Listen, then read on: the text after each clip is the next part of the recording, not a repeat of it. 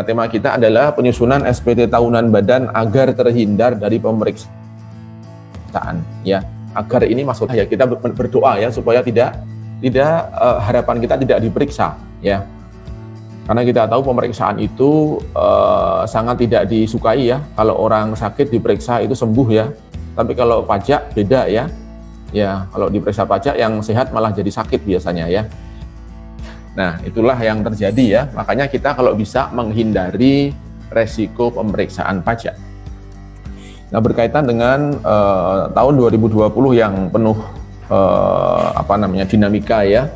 Kita lihat bahwa hampir semua perusahaan itu terdampak dengan adanya pandemi ini, sehingga omsetnya hampir seluruhnya itu pasti akan turun ya. Nah, di antara yang turun-turun itu sebetulnya masih ada juga ya bisnis-bisnis yang dia justru makin berkembang ya. Oke ya, nah ternyata ini juga dilihat oleh kantor pajak. Sudah mereka rencanakan setiap tahunnya, ternyata banyak yang down ya. Maka tahun 2021 ke depannya mereka punya prioritas ternyata. Siapa-siapa yang bisa digali potensinya, digali ya. Digali itu berarti apa? Di dalamnya itu ada potensi emas ya, sebongkah emas. Di hadapan kantor pajak, emas itu adalah koreksi-koreksi atau temuan-temuan pajak yang belum kita bayarkan. Ya, itu namanya menggali potensi pajak ya, estimasi yang ada di sana. Walaupun nanti faktanya ketika digali juga nggak ketemu juga ternyata ya. Nah, kadang-kadang di lapangan ketika menggali tidak ketemu, dia akan ya mencoba menggali-gali yang lain lagi sampai ketemu temuan. Ya. Ya, apa tujuannya? Untuk memastikan kalau masih ada pajak yang belum dibayar oleh wajib pajak, mereka berhak untuk mengambilnya. Nah, bisnis apa saja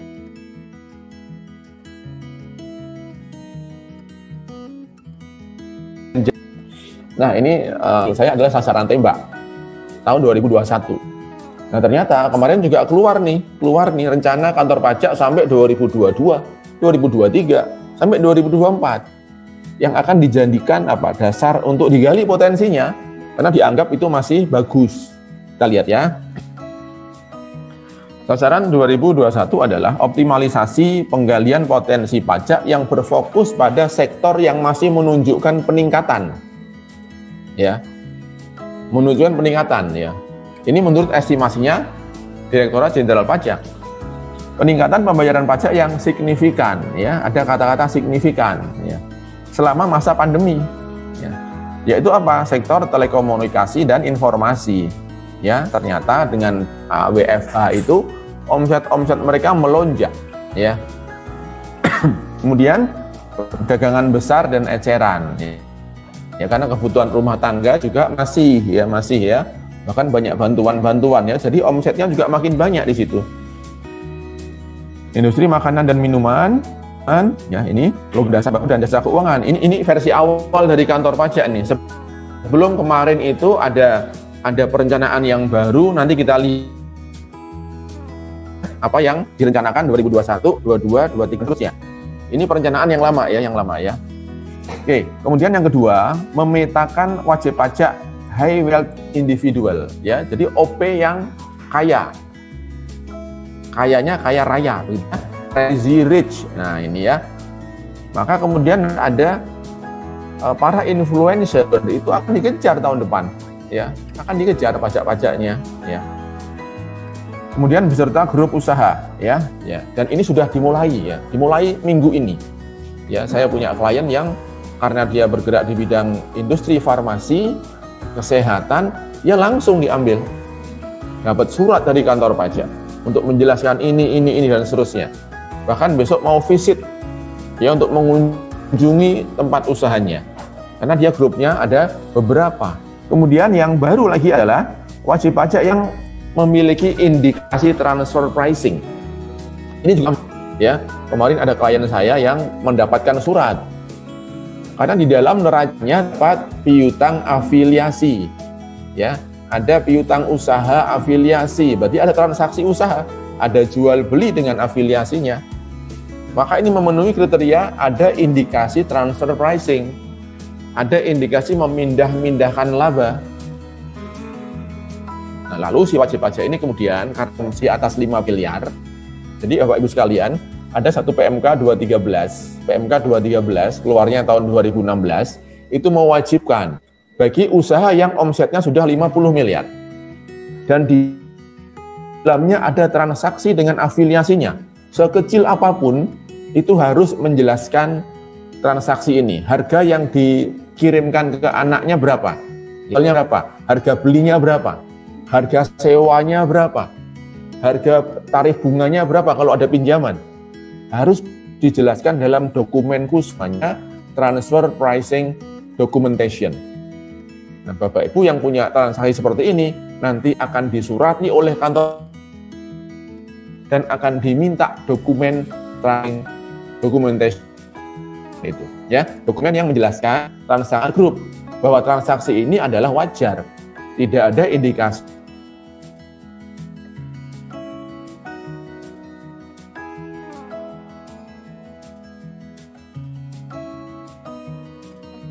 tinggi-tinggikan harga atau memindah-mindah bahkan, ya. Atau kita bayar ke dia mahal supaya apa? Untung dia besar, untung kita kecil. Nah, itu memindah-mindahkan laba dengan cara apa? Bertransaksi dengan afiliasi dengan harga yang tidak wajar. Nah, ini rame-ramenya di Direktorat Jenderal Pajak. Ya. Jadi teman-teman itu di AR itu diminta paling lambat akhir Maret ini harus ngirim surat ke wajib pajak yang di dalamnya ada indikasi transaksi afiliasi, ya. Baik. Jadi ini hukumnya wajib ya bagi yang 50 miliar dan di dalamnya ada transaksi afiliasi sekecil apapun 2016 sampai 19 itu diminta semuanya, ya. Nah, bagi yang tidak membuat ini SPT dianggap tidak lengkap. Wah, ini resikonya berat ini. Kalau SPT nggak lengkap, nanti diperiksa misalnya, maka ada denda khusus, ya, ada denda khusus ketika diperiksa, ada temuan misalnya 100 juta. Maka dendanya bukan prosentase kali bulan, dendanya adalah 50%. 50% dari pokok pajaknya. Yang akan jadi sasaran tembak siapa lagi nih, ya? Mereka akan memetakan kondisi ability to pay, kemampuan bayar. Kemampuan bayarnya berdasarkan kinerja pertumbuhan penerimaan pajak yang berasal dari voluntary payment untuk disandingkan dengan saldo potensi APROWEB. Jadi kantor pajak punya APROWEB, punya aplikasi ya, perangkat lunak yang isinya adalah data-datanya wajib pajak. Ya, misalkan tabungan kita ada berapa, saham kita ada berapa.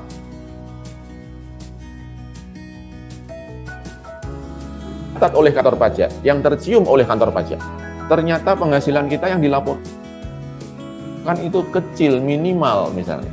Nah, ini akan jadi pencermatan, ya. Harusnya kalau yang besar, dia punya ability to pay-nya tinggi harusnya. Kalau dia kecil, ini nggak logis, tabungannya nambah, pajaknya nggak nambah. Nah, ini akan dicermati juga di kantor pajak, ya.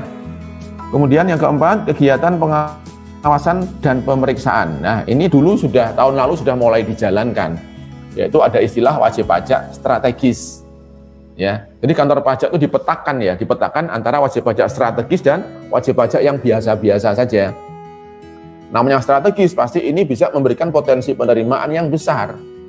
Maka ini akan diperhatikan secara khusus oleh tim khusus di kantor pajak.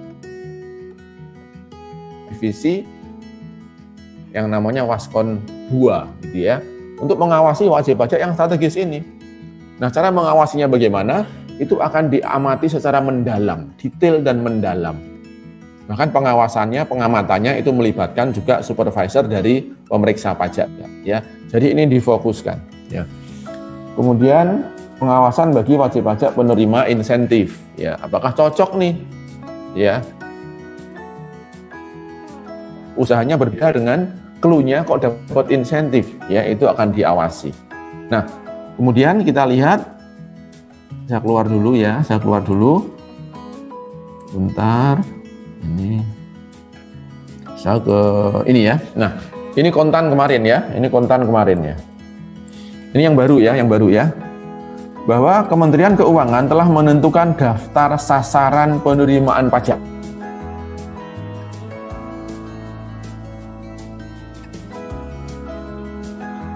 Pajak sudah punya daftarnya nih sekarang ya. Usaha mana yang mau didalemi? Kalau Bapak Ibu termasuk yang di luar itu ya aman-aman saja gitu ya. Bisa fokus nih. 2001 sampai 2024 ya. Caranya adalah dengan menguji kepatuhan material. Kepatuhan material ya. Jadi soal hitung-hitungannya, soal pelaporannya, rasio-rasionya gitu ya. Satu ini DJP akan membidik sektor informasi dan komunikasi ya, sama dengan yang rencana awal tadi, makanan, minuman, perdagangan masih sama, dan farmasi dan kesehatan. Farmasi dan kesehatan. Padahal 2021 industri kesehatan ini kan kalau yang untuk obat-obatannya mungkin masih stabil, untuk perdagangan obat masih stabil, alkes mungkin masih stabil, tapi rumah sakit kalau kita lihat itu kan drop, ya. Rumah sakit khusus gigi, khusus mata, ini kan luar biasa itu dropnya, ya. Oke ya, sekarang kita lihat ini 2021. Kemudian penggalian potensi sektor jasa keuangan.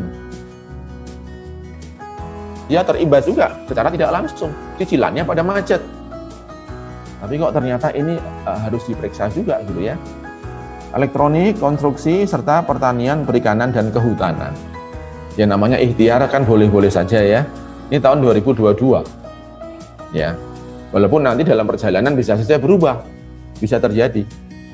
Selanjutnya menelisik pajak sektor pertambangan, akomodasi, tekstil, pakaian jadi di tahun 2023. 2024 nanti ada real estate sama industri pendukungnya. Ya, 2024. Lalu apalagi ini? Oh, ini ada informasi 7 mobil lelang hasil sitaan Dijen Pajak harga murah meriah ya. PPNBM di 0% kan ya. Lelangan juga murah ya. Ternyata DJP banyak menebar insentif. Termasuk dia jualan mobil juga sekarang nih ya. Karena lelangan ya. Berdasarkan informasi yang didapatkan kontan dan seterusnya, DJP telah mengatur 6 langkah teknis strategis ya. Pertama, penyusunan dan sosialisasi modul gali potensi sektoral. Nah ini, jadi beberapa waktu yang lalu saya mendapatkan beberapa informasi terkait dengan DJP itu membuat tim-tim khusus. Tim ini untuk membahas sektor perbankan. Tim ini membahas sektor rumah sakit. Tim ini membahas sektor real estate. Nah, dari modul yang dibuat itu, ujungnya adalah kesimpulannya adalah bagaimana cara menggali potensi masing-masing sektor ini. Ya, saya pernah melihat sektor rumah sakit, saya pernah melihat sektor perbankan. Ya, itu bagaimana cara menggalinya ada di sana, begitu ya. Oke, nah biasanya teknik penggaliannya adalah menggunakan metode ekualisasi biaya. Jadi kantor pajak itu punya bahan dasarnya itu apa? SPT yang masuk di kantor pajak. Ya, dia belum bisa dapat data di luar ya. Yang dia dapat pertama kali adalah SPT yang masuk dan itu ada lampiran laporan barunya, ada lampiran neracanya. Nah, lampiran inilah yang kemudian dibandingkan, disandingkan dengan kewajiban bulanan yang dibuat. Misal PPh 21 itu kan menyajikan laporan perhitungan gaji setiap bulan yang diterima karyawan. Ada tunjangan, ada bonus, ya itu dilaporkan setiap bulannya. Nanti kontrolnya adalah pada akhir tahun di laporan laba ruginya berapa sih biaya gaji yang diakui, biaya tenaga kerja yang diakui berapa. Misalnya di SPT PPh 21 Januari sampai Desember total penghasilan terkait karyawan ya misalnya 2 miliar dimasukkan di SPT badan ini yang akan kita laporkan ini. Ternyata 4 miliar atau 3 miliar. Yang dilaporin cuma 2 miliar. Ada selisih 1 miliar. Nah, ini juga salah satu teknik yang dibuat modul gali potensi sektoral ya. Jadi mereka menggunakan juga mendapatkan informasi dari pihak lain. Ya misalnya nih distributor atau ini apotek misalnya.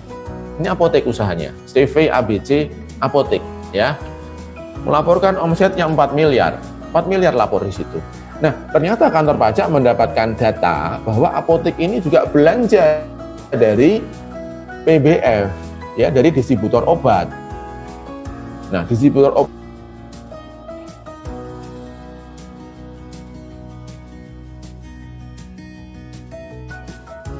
di store, dia belinya kan macam-macam. Hanya terkumpul data bahwa apotek ini pernah membeli obatan dari PBF sebesar 7 miliar misalnya. Tapi ternyata penjualannya dia 4 miliar. Apakah mungkin dia belanja 7 miliar? Yang tidak logis, nggak mungkin obat itu dia belanjanya banyak. Karena obat itu ada masa daluarsanya. Nah, itu yang dipakai oleh kantor pajak juga dari SPT yang dia dapatkan atau dari sumber yang dari luar, ya. Yang kedua nih, pemetaan wajib pajak di setiap kantor wilayah. Karena karakternya kantor wilayah Jogja, kantor wilayah Jakarta, kantor wilayah Bali misalnya, itu karakternya kan beda-beda, ya. Jogja misalnya, oh ini pariwisata, ini banyak kampus, maka fokusnya ke situ, ke sana, ya. Ini kantor pajak punya fokus masing-masing, ya.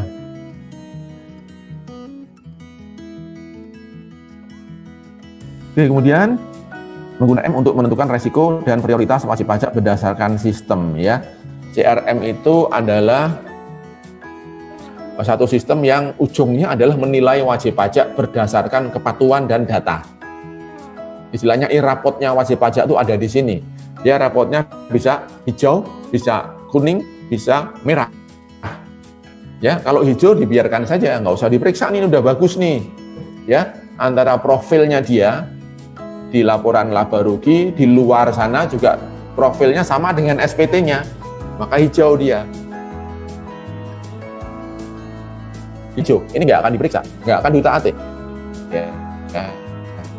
Yang kedua, yang kuning, ya kuning nih. Nah, kuning ini masuk zona hati-hati di sini, ya. Banyak yang telat laporannya, ya bisa kuning di situ. Ya. Lalu kemudian sering pembetulan misalnya, ya, ini masuknya kuning. Lalu yang merah, nah merah ini laporannya juga kadang-kadang bolong-bolong. Kemudian profil dia, profil aslinya dengan SPT-nya itu jauh, maka dia masuk kategori merah. Nah, kalau merah itu outputnya salah satunya pasti akan diperiksa setelah dianalisa potensinya. Kalau nggak ada potensi merah karena dia sudah bangkrut, sudah bubar, ngapain diperiksa? Ya, jadi tidak langsung diperiksa, tapi dianalisa dulu ada potensi atau tidak. Ya, baik, berikutnya. Keempat nih, pengumpulan pemanfaatan data melalui APROWEB, ya, perangkat lunak yang dimiliki oleh DJP untuk menyedot data dari mana-mana nih sumbernya nih, ya. Nah, dari situ nanti profil kita akan ketahuan, loh, Pak Nurkolis ini ternyata punya toh saham di Singapura, punya toh rekening di Swiss. Mereka kantor pajak Indonesia. Lihat SPT saya, oh nggak masuk yang rekening saya di Swiss, nggak masuk ini. Nah, ini memanfaatkan apa? Data APROWEB, ya, data dari pertukaran informasi tadi salah satunya, ya. Kegiatan pengumpulan data lapangan, ya, jadi AR itu boleh jalan-jalan. Mereka punya satu bagian namanya ekstensifikasi. Ya, bagian extend, ya, untuk mencari potensi wajib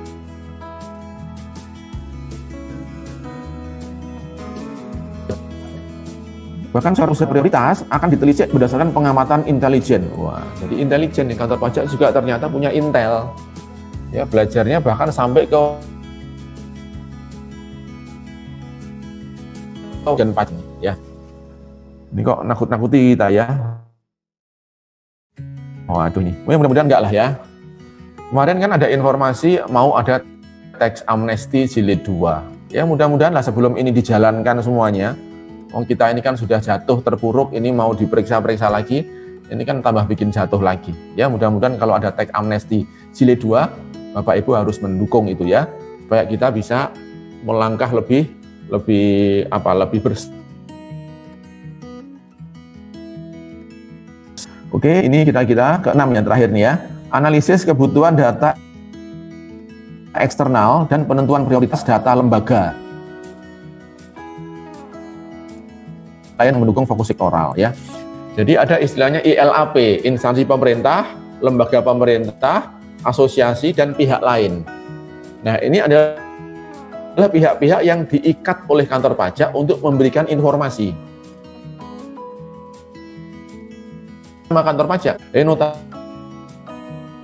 tiap bulan Anda harus melaporkan transaksi yang Anda buat.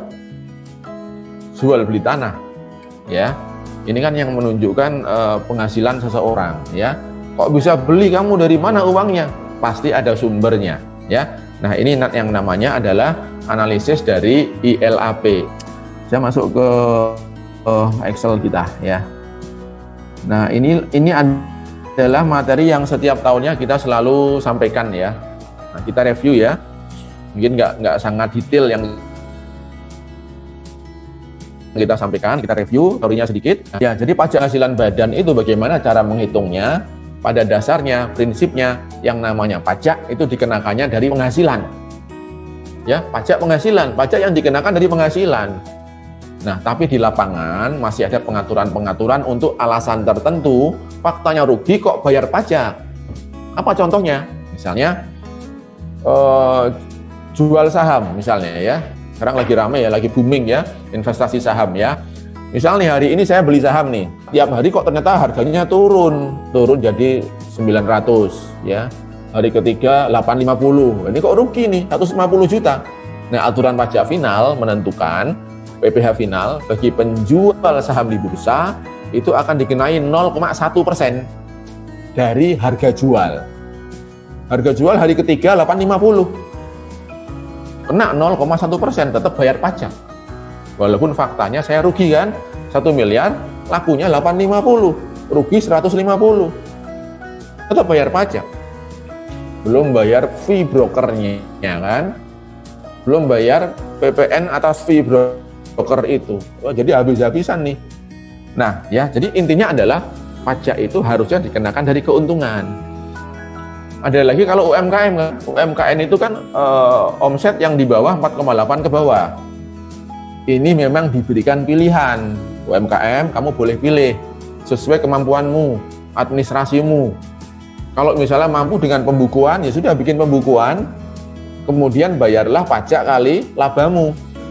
Tapi kalau belum siap menghitung laba, nggak bisa menghitung laba, diberikan pilihan 0,5% kali omset. Nah, yang dikalikan dari omset-omset inilah yang menyebabkan ketidakadilan sebetulnya. Karena rugi pun harus bayar pajak, ya.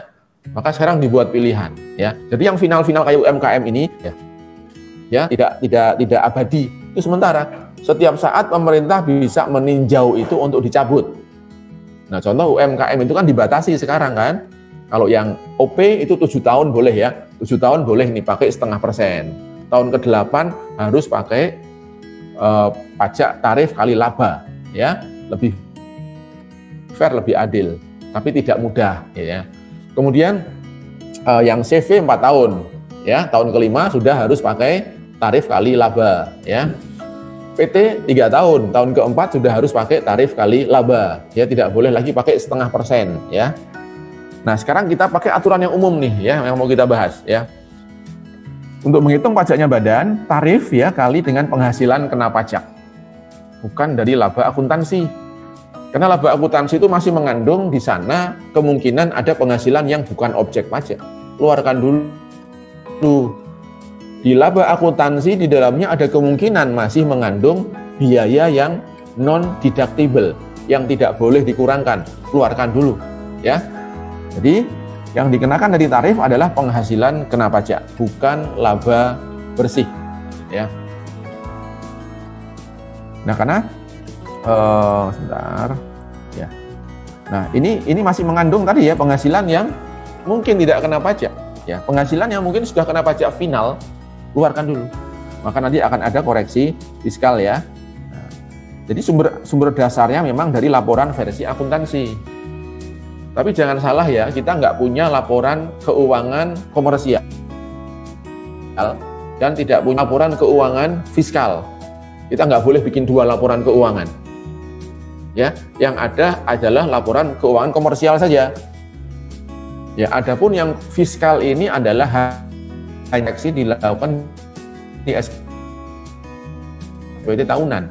Jangan bikin dua kaca, ya. Jangan bikin dua laporan laba rugi. Cukup satu, ya versi komersial itu, ya. Untuk bank ya pakai ini, untuk pajak pakai ini, untuk pemegang saham pakai ini, untuk siapapun ya pakai ini. Ya, jangan bikin dua laporan keuangan karena ini juga merupakan salah satu indikasi tindak pidana pajak. Ya. Oke ya, jadi bahan dasar untuk menghitung pajaknya badan adalah pembukuan. Ya, yang outputnya adalah laporan keuangan. Ya. Nah, laporan keuangan yang mana yang menjadi dasar? Ya, laporan laba rugi. Cuma yang laba rugi itu pun juga masih harus kita bersihkan dulu. Nah, cara membersihkannya adalah begini. Misal nih, penghasilan kita 1 miliar 30 misalnya, ya. Biaya kita 1 miliar. Maka laba rugi akuntansi menunjukkan laba 30. Apakah ini siap dihitung pajaknya? Ternyata belum siap di sini. Kenapa? Dalam laba ini kemungkinan mengandung di sini 1 miliar 30 di dalamnya ada kemungkinan penghasilan yang tidak kena pajak. Kita tahu sekarang di Undang-Undang Cipta Kerja itu kan ada fasilitas insentif baru ya, yaitu apa? Dividen yang diterima oleh badan itu bukan objek pajak misalnya ya. Kemudian ada lagi SHU koperasi yang diterima oleh anggota.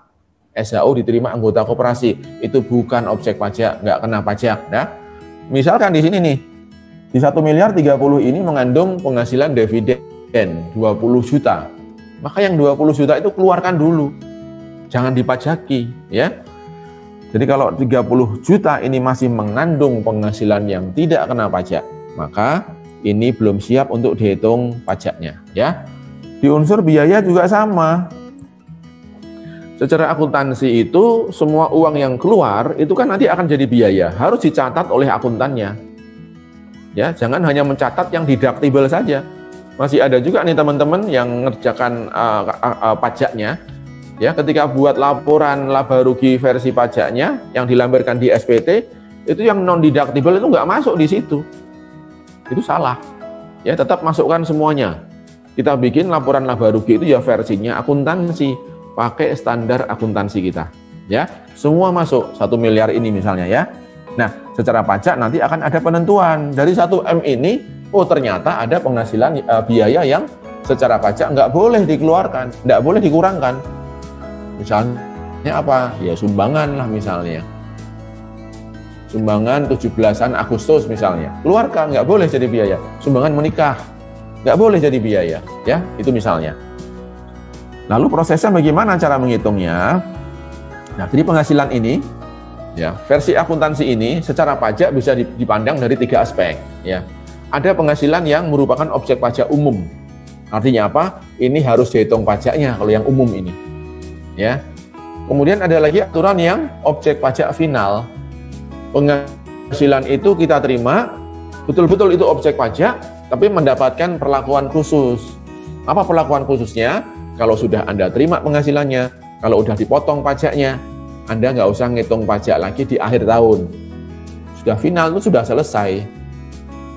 Saat menerima penghasilan itu, ya nggak usah dihitung lagi. Oke, yang ketiga, penghasilan itu ada yang bukan objek pajak. Secara akuntansi harus masuk. Penghasilan dividen dari anak perusahaan misalnya, masuk di akuntansi. Tapi aturan sekarang 2021 ya, atau mulai 2020 itu sudah bukan objek pajak lagi. Keluarkan dulu di situ, ya. Oke ya, yang kedua. Unsur biaya di sini ya. Secara akuntansi semua yang keluar dari kantong perusahaan harus dicatat ya, masuk biaya misalnya. Nah, secara pajak ada dua perlakuan. Biaya ini ada yang boleh diakui sebagai pengurang penghasilan, ada yang tidak boleh diakui sebagai pengurang penghasilan, ya. Jadi untuk bisa menghitung pajaknya badan, minimal ini yang harus kita pahami. Penghasilan mana yang objek pajak, penghasilan mana yang final, ya, penghasilan mana yang bukan objek pajak, itu wajib kita pahami. Nanti kita buka, ya.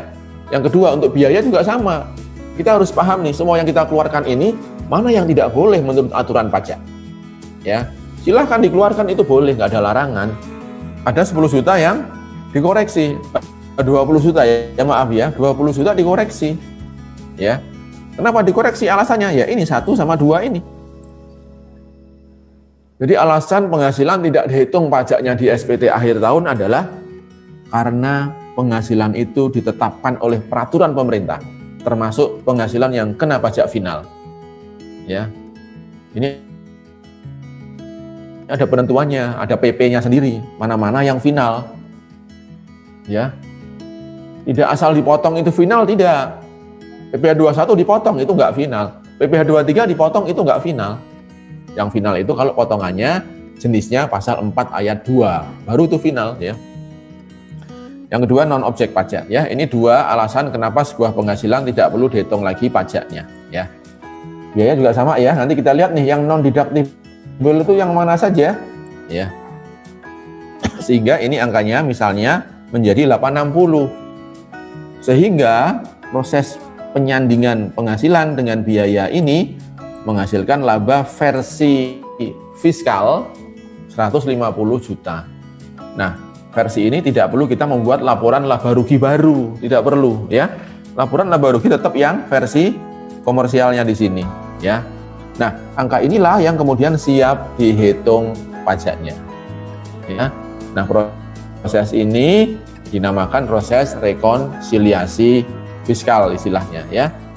Oke, ini yang pertama, ya, konsep awalnya. Lalu berikutnya, nah ini kurang lebih kertas ini kita buat versi komersial, ya. Kita sajikan trial balance kita khusus yang laba rugi. Nah, versi akuntansi kita, trial balance kita di sini 30 juta, ya. Lalu masing-masing akun yang ada di trial balance itu kita identifikasi nih, mana-mana akun yang oleh kantor pajak nggak boleh dibiayakan. Misal nih ada akun biaya administrasi umum, ya. Di dalamnya misalkan ada biaya entertainment misalnya, biaya entertain. Boleh nggak entertain itu? Boleh sebetulnya, ya. Tapi ada persyaratannya, entertain itu bisa diakui sebagai biaya, ya, boleh.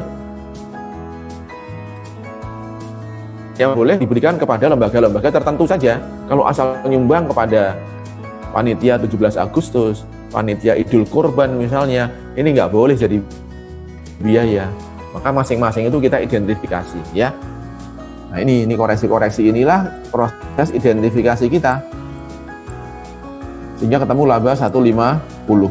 Ini proses yang harus kita lalui sebelum kita menyusun SPT badan, ya, rekonsiliasi fiskal. Oke, ya. Nah, sekarang kita lihat nih kriterianya, ya. Lihat kriteria tentang objek pajak, kriteria tentang yang bukan objek pajak, ya. Oke. Nah, kalau kita lihat definisinya, ya, objek pajak itu apa? Pajak penghasilan, pajak yang dikenakan dari penghasilan, ya. Apa definisi penghasilan? Setiap tambahan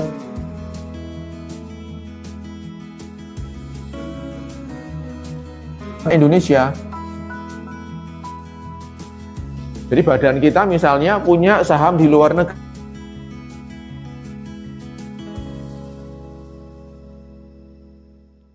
juga. Nah, hitung pajak terutang berapa, nanti yang pajak dipotong di luar negeri itu bisa dikreditkan, ya. Oke. Nah, jenis-jenisnya itu, ya, kalau kita lihat satu persatu, jenis penghasilan itu adalah ini kalau haji untuk perorangan, ya. Hadiah dari undian. Badan juga mungkin dapat, bisa jadi, ya. Hadiah atau penghargaan badan juga bisa mungkin dapat. Misalnya apa? Perusahaan dapat reward kita adalah distributor obat, misalnya, ya, atau distributor elektronik. Lalu kemudian kita ada prinsipal nih, ngasih obat, jualan elektronik ke tempat kita. Nah, mereka membuat satu policy ya. Kalau Anda bisa lewat target tahun ini bisa menjual sampai 5 miliar, 100 juta misalnya. Ya, nah reward yang 100 juta ini merupakan penghasilan juga. Ya, harus bayar pajak juga ya, tapi digabungkan dengan penghasilan yang lain, itu namanya reward atau penghargaan ya. Lalu laba usaha ya, usahanya ada labanya, keuntungan karena menjual harta ya. Kemarin ada nih klien kita yang jual emas itu belinya tahun 2000-an ya, harganya masih 500.000 ya. Kemudian sekarang sudah berapa ya, hampir 1 juta kan emas kan. Berarti ada capital gain tuh ya, dia jual sekilo lebih, jadi ada untung sekitar 3 miliaran. Itu capital gain, harus bayar pajak di situ ya. Maka hati-hati teman-teman yang dulu punya emas nih, ketika sekarang emasnya hilang, kantor pajak akan ngitung tuh, dulu emasmu kan harganya per gramnya 200.000, sekarang kok hilang nih tahun 2020, orang pajak bisa ngitung di situ gramnya berapa, harga jual sekarang berapa. Itu capital gain di situ selisihnya, itu jadi objek pajak. Lalu penerimaan kembali pembayaran pajak yang telah dibebankan sebagai biaya, ini khusus untuk pajak daerah. Bayar pajak boleh jadi biaya ya. PBB kita bayar kegedean, lalu kita mengajukan keberatan, waktu bayar sudah kita biayakan, waktu mengajukan keberatan, setahun kemudian dikabulkan keberatannya, lalu kita dapat restitusi. Itu jadi penghasilan tahun ini. Kenapa? Untuk ngoreksi biaya tahun lalu. Tahun lalu seluruhnya udah dibiayakan. Maka yang dikembalikan tahun ini, ya kebalikannya itu harus jadi penghasilan ya. Oke, ini ya, ini bunga dan seterusnya, ini bisa dibaca ya. Lalu ada dividen. Karena kita masih bahasnya masih tahun 2020 ya. Ini masih pakai undang-undang yang lama. Yang Cipta Kerja itu kan baru berlaku 2 November 2020. Maka kalau kita badan terima dividennya itu sebelum tanggal 2 November, itu masih objek pajak. Ya. Untuk badan ya, itu masih objek pajak. Tapi kalau terimanya tanggal 2 November pas badan kita terima dividen dari anak perusahaan kita. Terima nih 1 miliar. Tanggal 2 November itu tidak boleh dikenai pajak, itu bebas ya. Sama juga dengan SHU nih, SHU. Bapak Ibu yang koperasi ya, pembagian SHU-nya, kalau pembagian SHU-nya dilakukan 2 November 2020 itu tidak kena pajak. Tapi kan nggak mungkin ya SHU dibaginya 2 November ya, karena ada batas waktunya kalau nggak salah 6 bulan ya. 6 bulan sejak tutup buku itu harus ada RAT, harus ada pembagian SHU di sana. Kalau untung ya operasinya. Mungkin nanti Bapak Ibu bisa baca semuanya di sini ya. Kita akan buka diskusi, silahkan nanti kalau setelah selesai acara ini juga kami persilahkan ya. Maaf. Oke ya, nanti ini penghasilan semua dibaca. Nah, sekarang yang kita lihat adalah ternyata undang-undang pajak kita itu sudah mengcover seluruh penghasilan yang ada di dunia ini di undang-undang pajak kita. Semua udah ketangkap dengan definisi penghasilan kita, ya.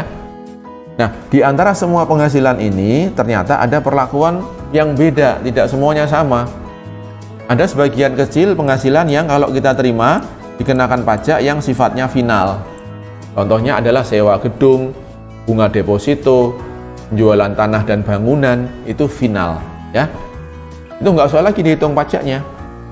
Yang kedua, ada penghasilan yang kalau kita terima, ini penghasilan sebetulnya, tapi undang-undang kita mengecualikan. Contoh dividen tadi ya, dividen diterima oleh badan. Sejak 2 November ini nggak kena pajak lagi. Ya ini pengecualian, walaupun memenuhi definisi penghasilan. Ya.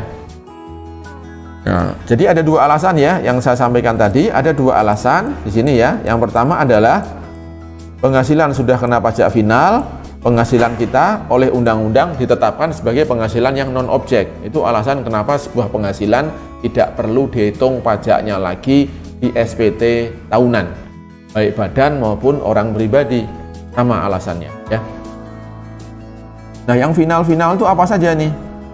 Di konsekuensi final itu adalah penghasilan tidak perlu dihitung lagi ya, tidak perlu dikenakan tarif yang umum, tidak usah dihitung pajaknya. Lalu kalau dari yang final itu kita pernah dipotong pajaknya atau kita pernah bayar sendiri pajaknya, atas pajak yang kita bayarkan itu tidak bisa dikreditkan ya.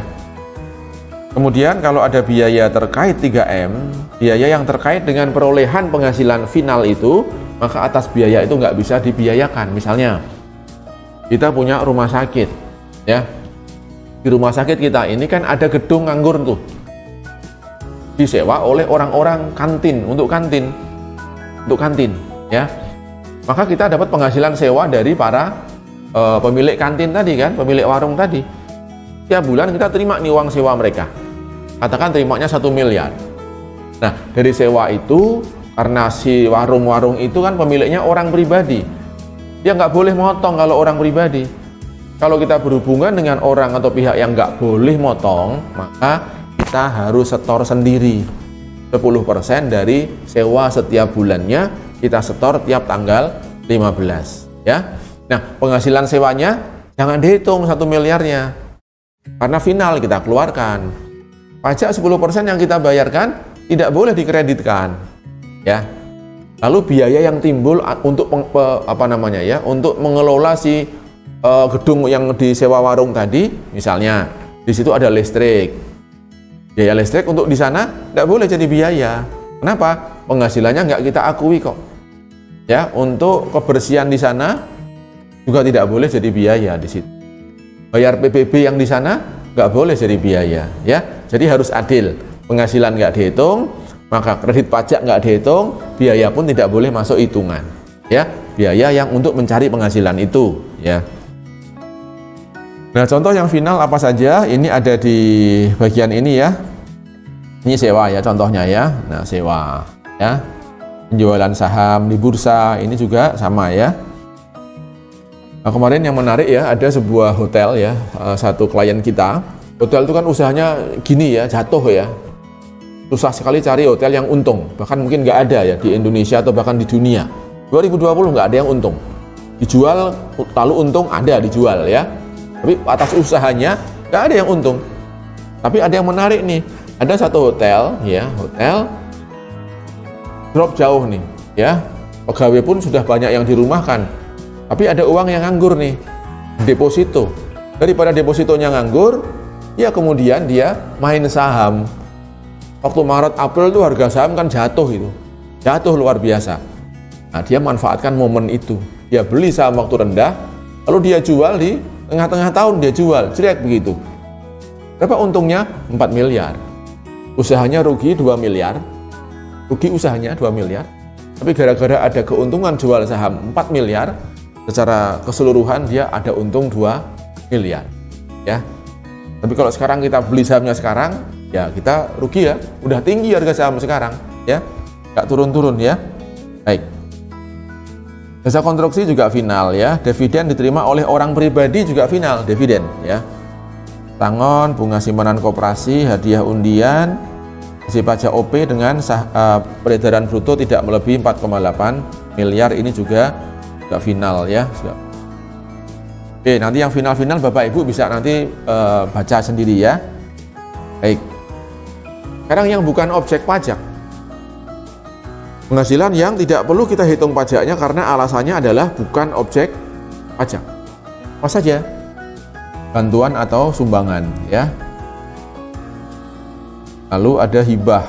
Hibah ya. Cuma hibah ini harus diterima oleh siapa? Badan keagamaan, badan pendidikan, badan sosial, atau pengusaha kecil ya. Ini ada kriterianya ya. Nilai asetnya di luar tanah bangunan itu tidak melebihi 500 juta kalau nggak salah di situ ya. Oke, yang kedua warisan. Oke, kita lewati warisan karena nanti untuk orang pribadi ya. Kita bahas badan, yang pribadi kita lewati saja. Lalu harta termasuk setoran tunai. PT kita mendapatkan setoran tunai, modal ya, modal. Nah, bagi PT uang masuk ini bukan objek ya. Kemudian ini untuk orang pribadi kita lewati. Ini juga untuk orang pribadi kita lewati ya, asuransi ya. Dividen yang diterima oleh PT. Nah, ini masih pakai aturan yang sebelum Cipta Kerja. Kalau dividennya diterima sebelum tanggal 2 November. Ya. Dividen yang diterima oleh PT. Kalau dulu ada pengaturan tuh. Kalau sekarang Cipta Kerja, dividen yang diterima oleh badan apapun itu bebas pajaknya. Dividen diterima oleh PT, oleh koperasi, oleh yayasan, tidak kena pajak. Kalau dulu dibatasi, harus PT itu yang punya dividen itu. Kalau mau bebas pajak. Yang kedua harus koperasi. Itu pun dibatasi lagi, disarati lagi ya. Oke, kita baca. Dividen yang diterima oleh PT sebagai WP dalam negeri ya. PT-nya luar negeri tetap kena pajak. Ini PT dalam negeri ya. Dari penyertaan modal dengan syarat dividen harus dari laba anak perusahaan kita ya, bukan dari revaluasi, bukan dari agio saham ya, tapi betul-betul dari aktivitas usahanya. Lalu untuk PT itu ada persyaratan tuh. BUMN dan BUMD kalau dia punya dividen, punya saham di anak perusahaan, sahamnya minimal harus 25%. Sekarang nggak ada lagi. Mau 1%, mau 5%, mau 99%. Asal itu badan, mau yayasan, mau PT, mau koperasi, itu bukan objek pajak. Ya, ini dividen. Ini dana pensiun ya, iuran bagi dana pensiunnya bukan objek pajak. Bagi dana pensiunnya, termasuk return yang didapatkan oleh dana pensiun dari investasinya itu juga bukan objek pajak kalau investasinya itu di saham, obligasi, dan deposito ya. Kalau dana pensiun investnya di luar itu, maka atas returnnya itu tetap objek pajak bagi dana pensiun ya. Kemudian bagian laba yang diterima oleh anggota dari CV, pemilik CV kalau dapat dividen atau dapat bagian laba istilahnya itu bukan objek pajak. Ini OP ya. Oke, ini kita abaikan ya karena ini OP. Penghasilan yang diterima oleh perusahaan modal ventura ya. Kita dapat bagi hasil dari anak kita, dari pasangan kita. Bukan anak ya, tapi pasangan usaha. Karena modal ventura itu dibatasi ya, maksimal 10 tahun ya kalau nggak salah ya, harus keluar. Harus mencari pasangan yang lain lagi untuk dibesarkan. Ya, karena tugas dia mulia, dari yang kecil dia besarkan. 20 tahun udah besar, dia keluar cari yang kecil lagi, besarkan lagi. Nah, karena misinya mulia ini mendapat insentif ini atas bagian laba dari pasangan usahanya itu selama 10 tahun itu dia tidak akan dipajaki. Kalau dia masih betah tahun ke-11, tahun ke-11-nya itu kena pajak nanti ya. Oke, sisa lebih ya. Sisa lebih yang diterima oleh badan pendidikan, universitas. Jadi penerimaan mahasiswa dan lain-lain, dikurangi biaya-biaya, ada surplus 5 miliar misalnya. Harusnya ini objek pajak nih, 5 miliar. Tapi kalau badannya adalah universitas, badan pendidikan, dan 5M ini akan dialokasikan untuk pengadaan sarana dan prasarana selama 4 tahun harus habis, ini bukan objek pajak. Harus habis dalam waktu 4 tahun ya. Tahun kelima masih ada sisa nih 500 juta misalnya. Nah, yang 500 itulah yang menjadi objek PPh badan ya. Oke, itu kira-kira yang untuk universitas ya. Nah, sekarang kita mau lihat soal biaya-biaya ya, sebelum kita ke tanya jawab ya nanti ya. Untuk biaya bagaimana perlakuannya? Penghasilan sudah ya, sekarang biaya. Hal yang harus dipahami wajib ya oleh siapapun yang mengerjakan SPT tahunan. Lingkaran besar ini menunjukkan biaya yang dikeluarkan oleh perusahaan. 1 miliar misalnya ya. Nah, biasanya, bukan biasanya ya, pasti di dalamnya itu ada biaya-biaya yang oleh pajak tuh nggak bisa dikurangkan dari penghasilan. Harus dikoreksi. Ya, apalagi perusahaan-perusahaan Indonesia banyak biaya-biaya sosial.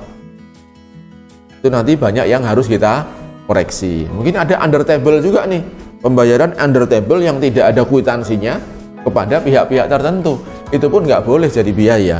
Ya. Nah sekarang kita lihat nih, biaya yang diakui oleh pajak itu kayak apa sih wujudnya, gitu ya? Kriterianya kayak apa? Deductible expense, ini yang boleh ya, ini yang diakui, ini yang boleh. Yaitu biaya yang langsung atau nggak langsung, langsung atau tidak langsung berkaitan dengan usaha. Oh langsung mau nggak langsung, yang penting itu mendukung usaha kita. Biaya langsung itu apa sih? Biaya langsung itu adalah biaya yang melekat pada produk yang kita jual. Misalnya sepatu nih kita jualannya, biaya langsung itu adalah kita pabriknya ya, manufakturnya. Ya kita beli kulit, kita beli sole, insole, outsole ya, beli tali, beli lem, kemudian upah si tukang yang motong, yang jahit begitu, itu namanya biaya langsung, karena melekat langsung pada produk sepatu kita. Terus yang nggak langsung yang mana? Yang nggak langsung itulah biaya untuk gaji akuntannya, gaji cleaning service di kantor misalnya, listrik kantor ya, ATK yang di kantor, transportasi untuk marketing, itu kan nggak melekat di produk ya, maka itu sebutannya biaya yang tidak langsung ya. Asal ujungnya untuk usaha itu boleh diakui sebagai biaya ya. Ini kriteria pokoknya di situ. Yang kedua, penyusutan atau amortisasi itu boleh, asal aset yang disusut atau amortisasi yang dibebankan memang itu untuk kegiatan usaha. Jangan sampai mobilnya beli perusahaan yang pakai pemegang saham, ya dipakai untuk kepentingan dia sendiri, tapi masuk di asetnya, di neracanya PT kita, maka seluruh penyusutannya tidak bisa diakui sebagai biaya, karena pemegang saham yang pakai nggak pernah tuh nempel di perusahaan, ya hanya pas ngecek saja. Tapi kalau yang pakai direksi, yang pakai marketing itu masih boleh. Walaupun nanti ada ketentuan setengahnya saja yang boleh, dengan catatan mobil ini juga dibawa pulang gitu ya. Iuran kepada dana pensiun yang telah disahkan oleh menteri. Jadi PT kita, perusahaan kita memberikan fasilitas hari tua kepada karyawan, kita bayarkan ke sana ya. Itu boleh jadi biaya di PT kita, walaupun di karyawan kita di PPh 21 dia bukan objek. Kemudian kerugian karena penjualan harta atau pengalian harta ya, yang dimiliki untuk mendapatkan, menagih, memelihara penghasilan. Rugi karena mobil kita dijual, rugi karena mesin kita jual, ada ruginya, ya boleh diakui sebagai biaya. Tapi kalau mobil yang dibawa pemegang saham tadi yang dijual dan rugi, secara akuntansi karena dia asetnya perusahaan, akui kerugian di akuntansi. Secara pajak nggak boleh ini dibiayakan ya. Kerugian kurs mata uang asing ya, ini juga boleh. Dan riset yang di Indonesia itu boleh. Beasiswa mau ke karyawan, ke pihak lain itu boleh ya. Lalu piutang yang tidak dapat ditagih, piutang macet. Nah ini untuk piutang yang tidak bisa ditagih, yang macet ini ada persyaratannya, tidak asal membiayakan di laporan laba rugi saja. Ya, harus ada persyaratannya agar bisa diakui oleh pajak. Apa syaratnya? Telah dibebankan sebagai biaya. Nah, tinggal di jurnal saja. Ini yang paling gampang, tapi baru syarat pertama ya. 2 menit selesai nih jurnalnya. Ya, bahkan nggak sampai ya. Biaya kerugian piutang, kreditnya piutang, selesai. 500 juta misalnya ya. Lalu syarat yang kedua adalah wajib pajak harus menyerahkan daftar piutang. Siapa yang kita hapus tuh? Dari 500 tadi, oh ini ada 100, ada 200, ada 50, ada 30, dibuat listnya di situ, ya. Nah, nggak sekedar dibuat list saja, tapi kita serahkan nih, kita serahkan ke kantor pajak, dilambarkan di SPT kita, total 500 juta, namanya si A, B, C, D, E, total 500, ada NPWP-nya di situ, harus ada NPWP-nya di sana. Nah, tujuan diserahkan ke kantor pajak adalah nanti urusan berikutnya akan dilakukan oleh kantor pajak. Apa urusan kantor pajaknya? Nah, di undang-undang pajak kita itu ada salah satu jenis penghasilan. Apa namanya? Pembebasan hutang. Ya, jadi kalau ada piutang yang dihapus, berarti di sana ada hutang yang dibebaskan. Nah, buat mereka itu objek pajak. Mungkin dia nggak sadar, tapi dengan daftar ini akan menyadarkan kantor pajak nih bahwa si A, si B, si C, di D itu mendapatkan penghasilan dari mana? Dari penghapusan piutang ini, ya. Jadi kalau Bapak Ibu punya piutang, bisa untuk nakut-nakuti si debitur kita. Oh, kamu kalau nggak bayar, tak laporin ke kantor pajak. Kejar-kejar pajak dia nanti, ya. Yang penting lengkap tuh NPWP-nya, ya. Baik. Lalu yang ketiga nih, ini syaratnya kumulatif ya. 1 harus terpenuhi, 2 terpenuhi, 3 terpenuhi. Telah diserahkan perkara penagihannya kepada pengadilan negeri. Kita udah somasi, kita pilotkan dia. Cukup surat pendaftarannya saja, tidak usah nunggu hasilnya. Sudah cukup, ya. Tapi ini kan biaya tinggi, piutangnya cuma 50 juta, apain kita harus pakai pengacara dan lain-lain? Repot. Maka dikasih pilihan di sini, atau boleh pilih, ya. Jadi masa pandemi ini kan mungkin akan banyak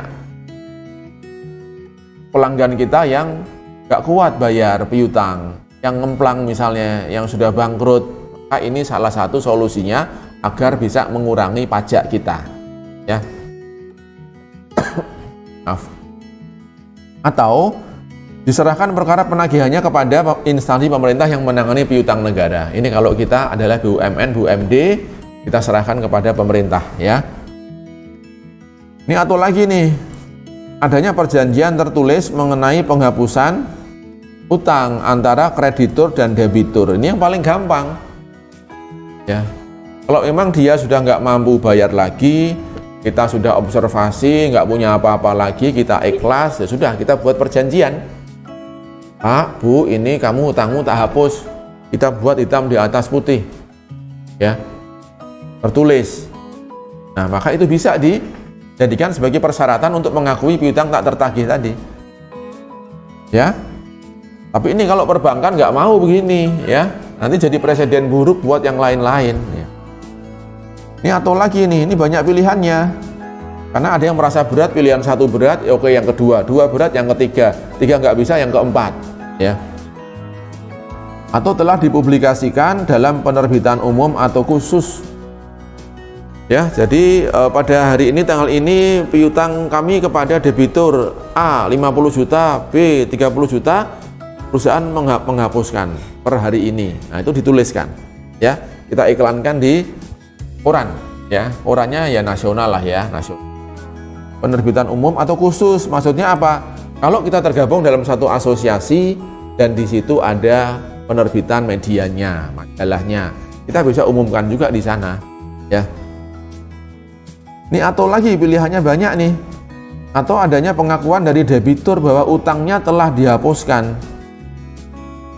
Tapi harus ada mengetahui krediturnya, ya. Jadi harus dua belah pihak di situ. Baru bisa diakui sebagai biaya. Jadi biaya kerugian piutang di laporan laba rugi kita tidak serta-merta bisa diakui. Walaupun kita ngakunya, Pak, ini kan resiko bisnis, ini ada kaitannya dengan usaha. Tapi kalau nggak dilampiri sama ini, ya tidak bisa diakui sebagai biaya. Tunggu sampai syarat ini terpenuhi, ya. Lalu yang boleh jadi biaya lagi adalah sumbangan, ya. Sumbangan itu boleh ternyata, tapi untuk sumbangan tertentu saja. Apa itu? Sumbangan dalam rangka bencana nasional. Termasuk COVID ini kan bencana nasional, tapi non alam, kan? Ini boleh jadi biaya yang COVID ini, asalkan diberikan kepada BNPB, ya, Badan Nasional Penanggulangan Bencana Alam, pemerintah pusat, daerah juga sama. Kita boleh masuk ke sana. Boleh pula kita nyumbang kepada lembaga pengumpulan sumbangan juga, yang resmi, yang disahkan pemerintah, ke PMI misalnya, atau ke media-media televisi, itu terima sumbangan juga, itu punya izin juga, bisa kita masukkan ke sana, ya. Terus sumbangan apa lagi nih? Sumbangan dalam rangka penelitian dan pengembangan, ini ya diberikan kepada lembaga penelitian atau ke kampus, ya, boleh. Biaya bangun infrastruktur, bangun, ya, bukan uang ini, biaya tapi bangun ini. Kita yang bangun, kita serahkan bangunannya.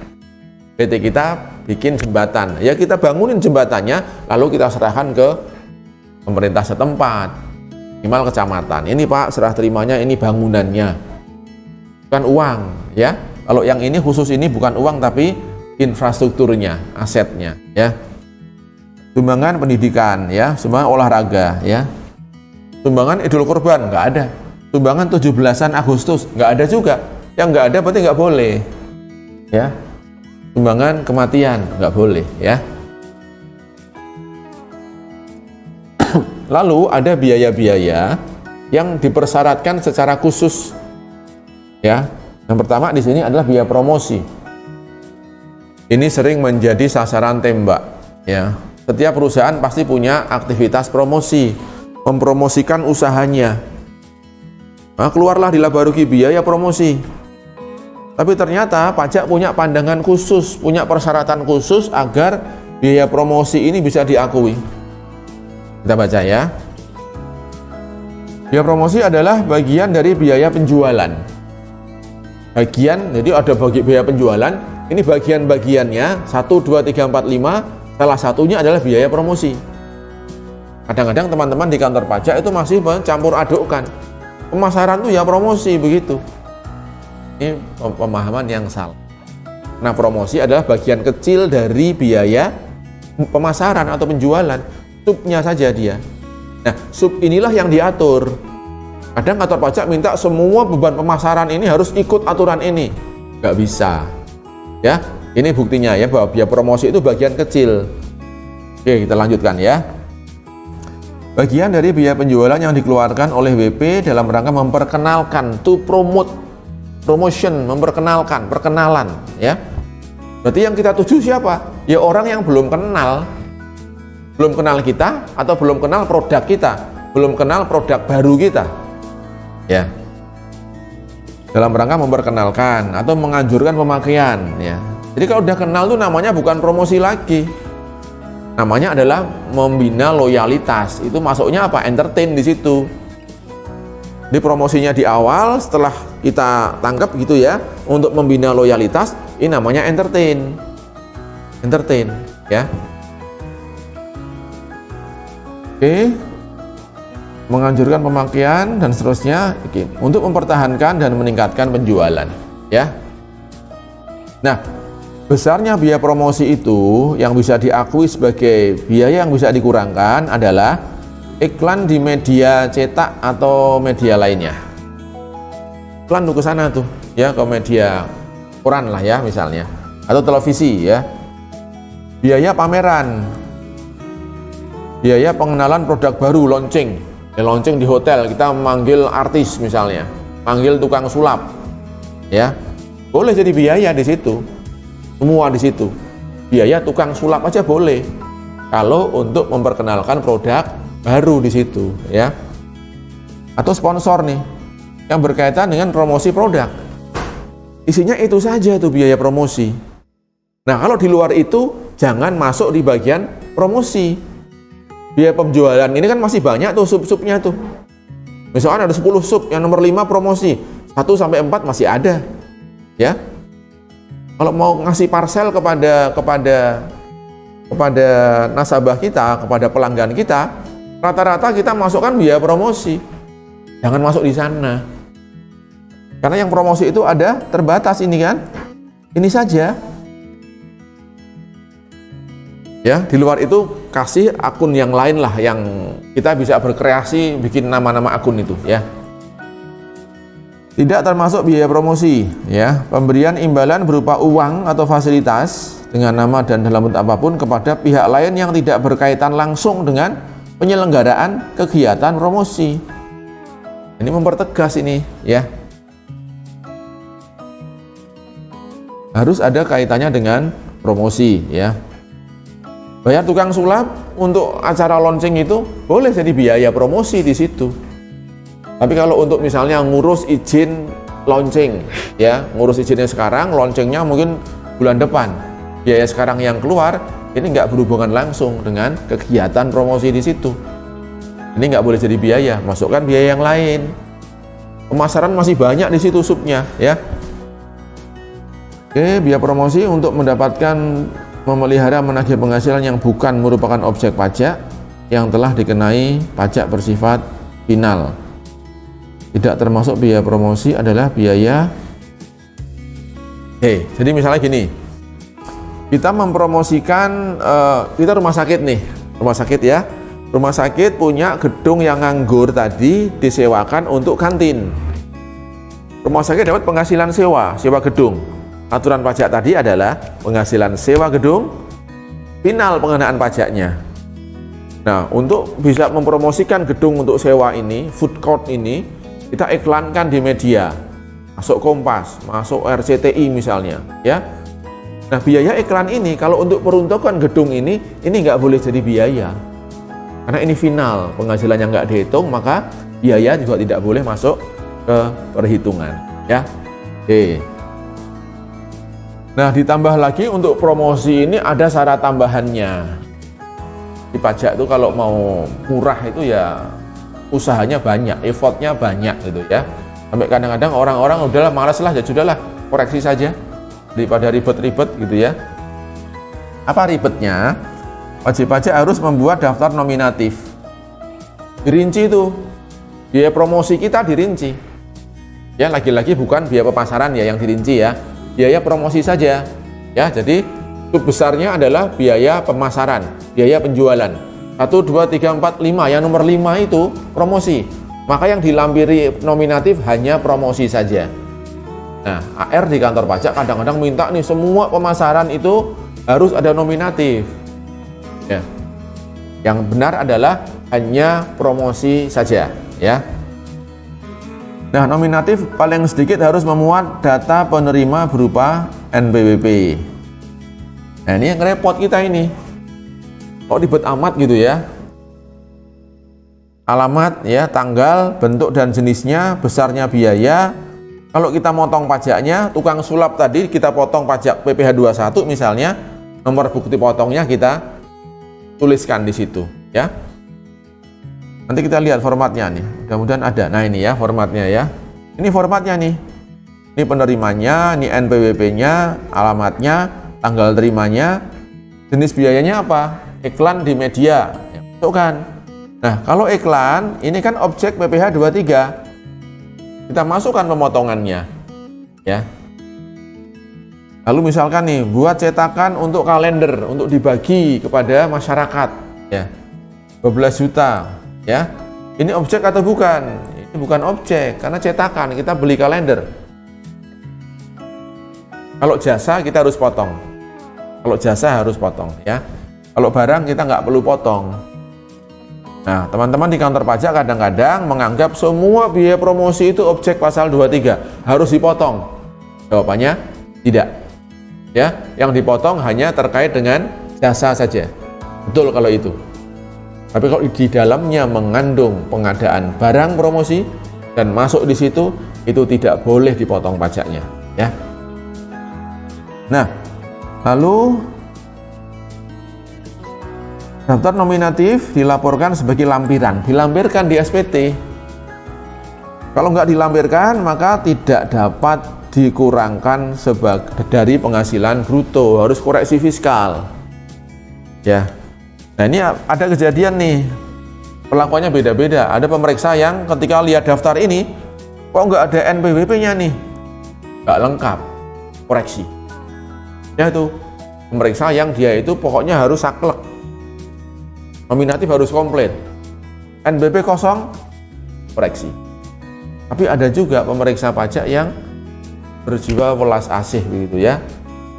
Itu nggak dikoreksi karena secara substansi betul dia keluarkan. Ya, dia udah maksimal ya, sudah maksimal untuk membuat sampai ke buat lampiran ini. Akhirnya dia akui. Ada yang seperti itu. Ya, jadi tergantung dari subjektivitasnya si pemeriksa. Atau sikap welas asihnya si pemeriksa, gitu ya. Tapi kalau nggak ada ini, jelas nggak boleh diakui sebagai biaya, ya. Bapak Ibu buat saja lah ya, buat saja daftar nominatif ini. Oke ya, ini kurang lebih seperti itu nominatif. Entertain ya, entertain itu sebetulnya boleh loh. Ya. Banyak teman-teman kita yang mengatakan, oh perjamuan tuh nggak boleh, entertain tuh nggak boleh. Secara aturan, entertain itu boleh. Kenapa? Karena entertain itu adalah biaya yang digunakan untuk mengikat loyalitasnya pelanggan kita. Kita kasih parcel tiap lebaran, ya. Ingatnya pas lebaran tok gitu ya, sama pas penutupan ya. Nah, kasih parcel itu boleh jadi biaya, itu entertain. Ya. Nah, cuman masalahnya di aturan pajak kita itu bikin ribet kita nih, harus buat apa? Nominatif juga di situ. Yang terima entertain itu ditulis namanya siapa, NPWP-nya, alamatnya, bentuk entertainnya apa, jumlahnya berapa, kalau makannya di warung mana. Ini kan agak merepotkan dan dalam tanda petik taruh kalau bahasa Jawanya ya. Jadi kalau tanya Pak NPWP-nya berapa, kita tulis dalam lembaran ini misalnya, ini kan menyulitkan. Akhirnya apa? Banyak wajib pajak yang merelakan sajalah daripada harus memunculkan nama-nama orang itu, ya sudah koreksi saja. Sehingga akhirnya persepsi kita, entertain itu nggak boleh. Padahal boleh sebetulnya, asalkan diberikan kepada pihak-pihak yang berkaitan dengan usaha kita, ke supplier atau ke pelanggan kita, ke buyer kita, itu boleh semuanya. Ya. Maaf. Lalu untuk natura ya, pemberian natura. Pemberian natura atau kenikmatan yang dapat dikurangkan dari penghasilan bruto dan bukan penghasilan bagi pegawai. Misalnya apa? Pemberian atau penyediaan makanan minuman bagi seluruh pegawai. Ya. Jadi perusahaan kadang-kadang memberikan fasilitas. Selain dia kasih gaji, kasih juga ke kenikmatan atau fasilitas. Misalnya apa? Dapat makan. Ya. Tiap hari, tiap siang ada makanan nih. Makanan ini boleh jadi biaya kalau disediakan secara bersama-sama. Ya. Kemudian yang nggak boleh lagi apa nih? Nah ini, yang boleh ya, yang kaitannya dengan natura, yang wujudnya barang, ya. Secara aturan pokoknya sebetulnya, kalau pemberian perusahaan kepada karyawan dalam bentuk natura atau kenikmatan, dalam bentuk barang atau fasilitas, ya, itu bukan penghasilan buat karyawan dan tidak boleh jadi biaya perusahaan. Kenapa nggak boleh jadi biaya? Karena di karyawannya tidak kena pajak. Maka pajaknya digeser ke perusahaan dengan koreksi, labanya bertambah. Tapi ada natura yang boleh, yaitu apa tadi ya, makanan minuman yang dimakan bareng-bareng di kantor, ya, tiap hari. Yang kedua, ya, yang kedua tadi apa nih? Tempat tinggal, ya, pendidikan, peribadatan, pengangkutan, olahraga. Ini khusus untuk daerah terpencil, ya. Ya, di luar Jawa yang luar lagi begitu ya, termasuk wilayah yang termasuk kawasan khusus yang dalam proses pengembangan, yang di sana nggak ada infrastrukturnya, yang di sana kita disuruh bangun sendiri infrastrukturnya, dapat banyak fasilitas, diantaranya ini. Nah, lalu yang ketiga adalah ini ya, pemberian natura yang merupakan keharusan dalam pelaksanaan pekerjaan sebagai sarana keselamatan kerja, atau karena sifat pekerjaan tersebut mengharuskannya. Contohnya apa nih? Yang boleh adalah pakaian dan peralatan keselamatan kerja. Nah, ada kewajibannya untuk konstruksi harus pakai pakaian ini. Itu boleh jadi biaya. Karena ada instansi pemerintah yang mewajibkan harus pakai itu. Ya. Lalu pakaian seragam petugas keamanan. Ini juga ada kewajibannya. Entah dari kepolisian atau dari tenaga kerja, wajib pakai pakaian khusus. Ini boleh jadi biaya, ya. Pertanyaannya, Pak, kami rumah sakit, Pak, harus pakai pakaian dinas misalnya. Kalau untuk dokternya, selama ada pengaturan dari instansi pemerintah, itu boleh. Pakaian dokter harus putih begini dan seterusnya, itu boleh jadi biaya, ya. Loh, kami akuntannya gimana, Pak? Akuntan kan juga di rumah sakit kerjanya. Ya, tapi kan bajunya batik di situ. Nah, yang batik ini kan nggak ada kewajiban dari instansi pemerintah. Karyawan rumah sakit di bidang akuntansi harus pakai batik, nggak ada. Ya, kalau dokter saya yakin itu ada pengaturannya. Harus putih, harus hijau, harus biru, dan seterusnya. Ya, itu yang boleh jadi biaya. Di luar itu seragam kayak perbankan, perhotelan, rumah sakit, yang di luar dokter ini nggak boleh. Ya, dokter dan tenaga medis ya, nggak boleh. Oke, lalu ada aset yang diakui perusahaan, aset diakui yang dikuasai oleh pegawai, aset yang diakui oleh pegawai, dikuasai pegawai. Perusahaan beli mobil, tapi yang bawa pegawai ini, marketing atau direksi, sampai dibawa pulang. Dikuasai itu maksudnya kesehariannya dia yang pegang. Sampai di rumah pun dia bawa pulang. Nah, aturan pajaknya adalah semua biaya terkait aset ini separuhnya yang diakui, ya, setengahnya yang diakui, 50%-nya. Nah, aset yang diatur itu adalah telepon seluler dan mobil saja, ya, sedan atau yang sejenisnya, sedan atau yang sejenis sedan. Itu diakui hanya separuh saja. Berarti kalau yang dibawa pulang itu mobilnya mobil truk atau kontainer, boleh, silahkan bawa pulang, ya. Dijamin di sini boleh, gitu ya.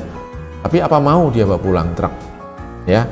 Yang diatur makanya sedan dan yang sejenisnya saja. Apa sejenis sedan? Ya kayak Innova, kayak Avanza, ya, yang mirip-mirip mobil keluarga gitu ya. Oke, kita lanjutkan ya. Sekarang yang tidak boleh diakui sebagai biaya. Apa yang tidak boleh dibiayakan? Yang pertama adalah pembagian laba dengan nama dan dalam bentuk apapun seperti dividen, ya. Dividen itu kan ada di bawah laba rugi, ya, tentunya kan tidak boleh dibiayakan. Ya, ini mengacu ke akuntansi, ya. Kalau kita bayar dividen, jurnalnya bukan biaya dividen, kreditnya kas, tapi dia laba ditahannya debit, kasnya kita kredit, ya. Tidak boleh jadi biaya. Biaya untuk kepentingan pribadi, pemilik, nggak boleh, ya, jelas. Pembentukan cadangan, nggak boleh nih cadangan nih. Jadi untuk pembiayaan di SPT, pajak menganut prinsip realisasi. Kalau sudah terrealisasi, baru boleh dibiayakan. Ya, nggak boleh pakai cadangan-cadangan. Walaupun faktanya itu kita kan konservatisme, Pak. Ketika ke depan ada potensi rugi, ya catat segera. Tapi pajak nggak mau itu. Prinsip pajak adalah realisasi. Ya, sudah terrealisasi atau belum kerugiannya. Tapi ada bidang-bidang usaha yang diperbolehkan membentuk cadangan, ya. Siapa dia? Perbankan itu boleh, ya, asuransi boleh, koperasi boleh, pertambangan boleh. Itu ada banyak, ya, ada banyak usaha yang dianggapnya usaha itu resiko bisnisnya sangat tinggi, ya. Rumah sakit nggak ada cadangan, ya. Kalau bank ada, ya. Manufaktur tidak ada, ya. Distributor tidak ada. Oke, yang tidak boleh lagi adalah premi asuransi ini kalau dibayar oleh WP pengusaha orang pribadi untuk dia sendiri, itu nggak boleh, ya. Ini untuk orang pribadi kita lewati, ya. Lalu tidak boleh jadi biaya adalah imbalan yang dibayarkan kepada karyawan karena dia bekerja yang bentuknya natura atau kenikmatan, bukan uang, ya. Tidak boleh jadi biaya, ya, kecuali tadi, ya, penyediaan makanan dan minuman bagi seluruh pegawai, ya, masuk direksi sampai yang paling bawah. Oke, lalu tidak boleh lagi adalah jumlah yang melebihi kewajaran. Ya, semua yang nggak wajar itu pasti nggak boleh jadi biaya. Yang wajar boleh, ya, kelebihannya nggak boleh. Nah, ini kalau ada pembayaran kepada pemegang saham, ya. Kalau pas-pas saja, wajar-wajar saja, tidak masalah biaya itu. Lalu harta hibahan, kerugian karena kita menghibahkan aset. Ada kerugian kan senilai harga buku aset itu. Kerugian itu nggak boleh jadi biaya, ya. Bantuan sumbangan, ya, nggak boleh jadi biaya, ya. Oke, pajak penghasilan juga tidak bisa mengurangi. Pajak penghasilan itu termasuk salah satu penggunaan dari laba. Posisinya di bawah laba bersih. Laba bersih, pajak penghasilan, lalu laba setelah pajak, baru dividen. Ya, dua-duanya nggak boleh jadi biaya. Jadi semua unsur di bawah laba bersih tidak boleh jadi biaya. Pasal 21, pasal 22, 23, 25 tidak boleh, ya. Oke, kemudian biaya yang dibebankan untuk kepentingan pribadi ini nggak boleh juga, ya. Gaji yang dibayarkan kepada anggota atau pemilik dari persekutuan, firma atau CV, ya, bukan PT, ya. Kalau gaji kepada pemilik PT, direksi PT, honor kepada komisaris PT yang dia juga owner, itu boleh jadi biaya.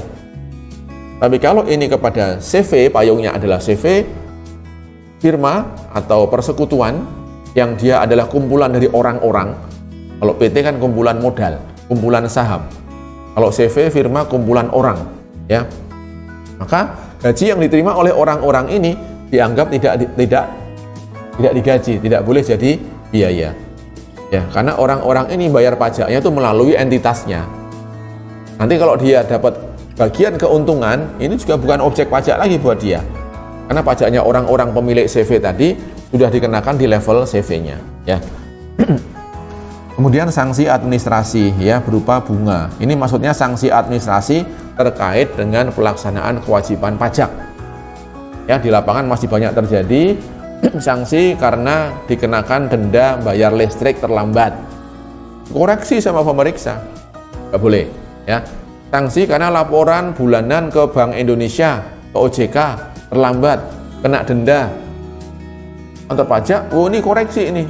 Kenapa? Sanksi administrasi. Padahal ekornya di sini adalah yang terkait dengan pelaksanaan undang-undang di bidang perpajakan.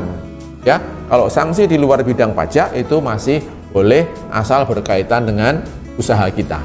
Ya. Lalu ini ada bab tentang kompensasi kerugian. Kalau tahun-tahun lalu kita rugi tahun lalu bisa mengurangi penghasilan atau laba tahun ini, ya. Paling lama 5 tahun, ya. Ini bisa dilihat di contoh kita ini. Nanti kita contohnya di SPT kita yang untung aja, ya, biar sampai ke perhitungan, ya. Kalau rugi contohnya nanti nggak ngitung pajak kita. Oke, bisa dibaca nanti. Lalu tarif, ya, untuk tarif pajak badan kita ini mulai tahun 2020 sudah berubah menjadi 22%, ya. Tahun depan itu akan menjadi berapa? 20%, ya, akan turun lagi. Oke, ya, ini kita, ya, 22%. Lalu kalau kita go public dengan minimal yang kita lempar ke pasar itu 40%, maka tarif pajak kita akan 5% lebih murah. Yang 22 akan menjadi 17%, ya. Tapi kalau kita mau go public, oke.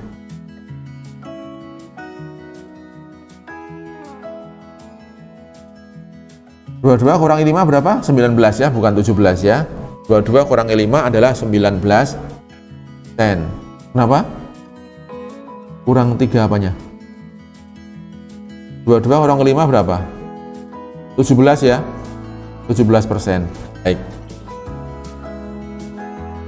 Ya. Nah, lalu kemudian kita juga ada fasilitas kalau omset kita masih tidak melebihi 50 miliar, ya. Ada fasilitas apa? Tarif kita akan dipotong 50%. Jadi 22% itu akan jadi 11%. 11%, ya. Dalam hal apa?